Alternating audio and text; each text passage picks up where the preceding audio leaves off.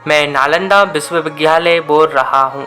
आज मैं मेरा ऐसा गौरवशाली इतिहास बताने जा रहा हूँ जिसके बारे में आज की युवा पीढ़ी बहुत कम ही जानती है।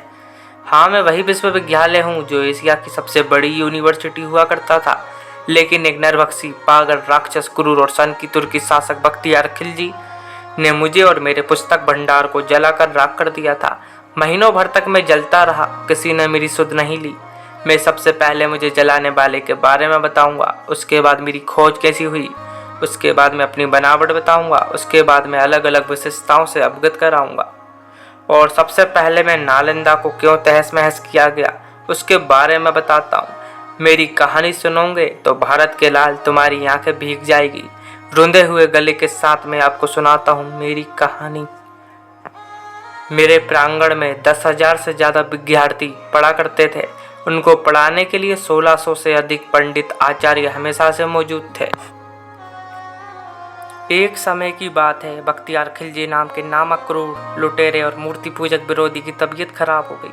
किसी बीमारी ने उसे जकड़ लिया था। उसने अपने हकीमों से इलाज करवा लिया, लेकिन उसे कोई फर्क नहीं पड़ा और उसकी तबीयत और भी ज़्यादा खराब हो गई।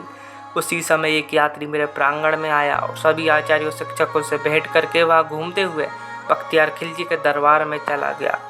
और उधर पता चला कि बख्तियार खिलजी अब मरने की कगार पर है। वो अभी किसी से मिल नहीं सकता। उसके कई बार आग्रह करने के बाद बख्तियार खिलजी उससे मिलने के लिए तैयार हो गया। मिलते ही उसने सलाह दी कि विश्व में प्रख्यात नालंदा विश्वविद्यालय के मेडिसिन विभाग के प्रमुख राहुल भद्र जी आपका इलाज करके आपको ठीक कर सकते हैं।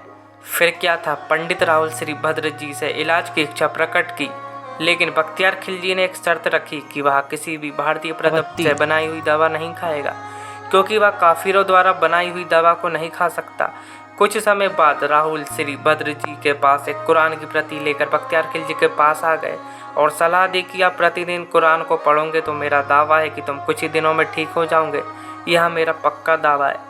उसके बाद बख्तियार खिलजी ने कुछ दिनों तक कुरान की प्रति को पढ़ा और महसूस किया कि उसके स्वास्थ्य अब ठीक होने लगा है। उसके बाद उसने पता लगाया कि मैं ठीक कैसे हो गया, तो उसको पता चला कि पंडित श्री राहुल श्री भद्र जी की कुरान की प्रतियों पर दवा का लेप लगा दिया था। राहुल जी श्री भद्र को पता चला कि कुरान पढ़ने वाले खिलजी हमेशा पलटते समय थूक लगाते हैं। शरीर में दवा का असर उसी माध्यम से हुआ, वह ठीक हो गए। उसी के कुछ दिनों बाद यह बात बख्तियार खिलजी को सहन नहीं हुई। उसने कहा कि मेरे हकीमों द्वारा मैं ठीक नहीं हुआ, लेकिन भारत के काफिरों द्वारा मैं दवा से ठीक हो गया। वह बोलता रहा कि मेरे हकीमों से ज़्यादा ज्ञान उन काफिरों में, उन भारतीय आचार्य गुरुओं में कैसे है। मन ही मन में उसके प्रति नफरत हो गई। मैं नालंदा विश्वविद्यालय पूर्ण रूप से शांति का संदेश देने वाले भगवान बौद्ध से प्रेरित था। जगह जगह भगवान बौद्ध की मूर्तियां थीं। यहाँ मौजूद सभी विद्यार्थी भगवान बौद्ध के आगे नतमस्तक होकर शिक्षा प्राप्त करते थे। यहाँ बात खिलजी को सहन नहीं हुई, क्योंकि वह मूर्ति भंजक था और मूर्ति पूजकों को मानना वह अपना धर्म समझता था। कैसे एक मूर्ति पूजक ने बख्तियार खिलजी की तबीयत को ठीक कर दिया, यह अपने धर्म की तौहीन समझता था। एक दिन अचानक से मैंने असंख्य घोड़ों की आवाज़ को महसूस किया। उसको मैंने कंपन को अपनी ओर आते हुए महसूस किया।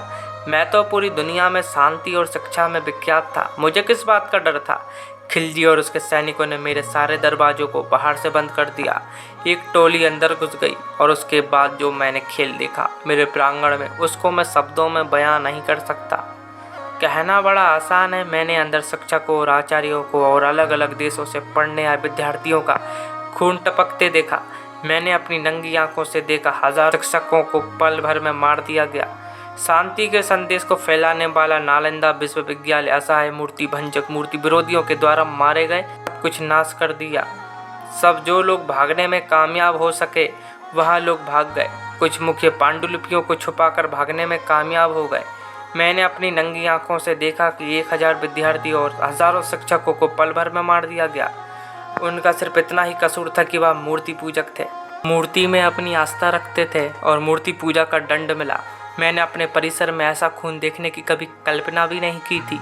मैं तो शांति का मंदिर था। जब सभी मूर्ति पूजक को मार दिया गया तो खिलजी ने आदेश दिया कि मेरे पूरे परिसर को आग के हवाले कर दिया जाए। मेरे पूरे परिसर को तहस महस कर दिया गया। अगर मुझ में प्राण होते, मैं चल फिर सकता तो सारे रिसर्च पेपर को छुपा देता। आने वाली पीढ़ियों को फिर से ज्ञान प्राप्त करने का अवसर मिल पाता। मेरे परिसर में मौजूद पुस्तकालय में आग लगा दी गई।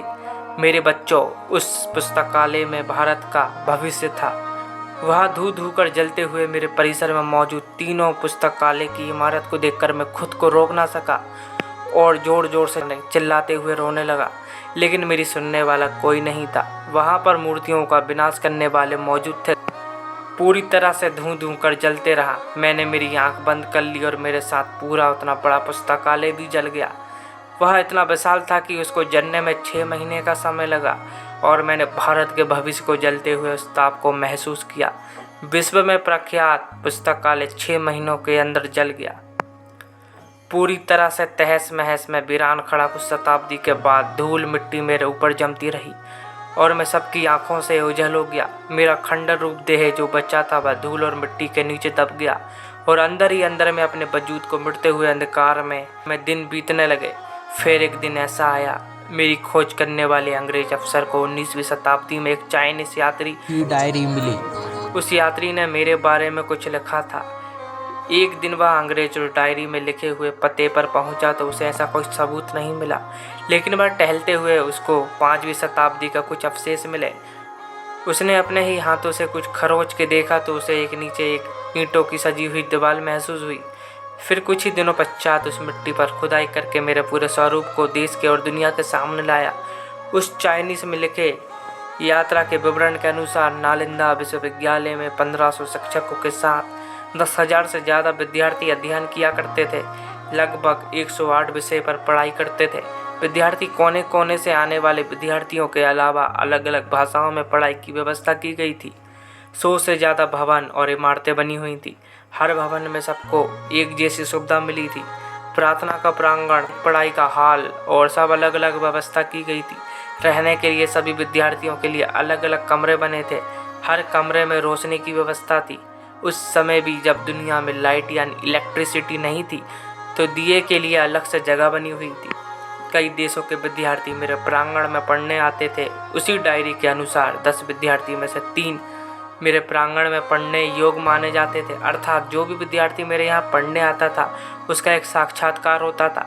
बस 10 विद्यार्थी में से ही सिर्फ 3 प्रवेश पा सकते थे। 10 किलोमीटर लंबी और 5 किलोमीटर चौड़ी पृथ्वी के अंदर मेरा निर्माण था। आज भी विश्व में ऐसा कोई विश्वविद्यालय नहीं है जो कि मेरी टक्कर ले सके। 19वीं सदी में मेरा 5% भाग खुदाई करके निकाला जा सका है। उसके बाद खुदाई को बंद कर दी गई और आया नरेंद्र मोदी जी का दौर। उन्होंने मेरी खुदाई 2016 में फिर से प्रारंभ हुई। फिर उसके बाद यूनेस्को ने मुझे विश्व धरोहर में शामिल कर लिया गया।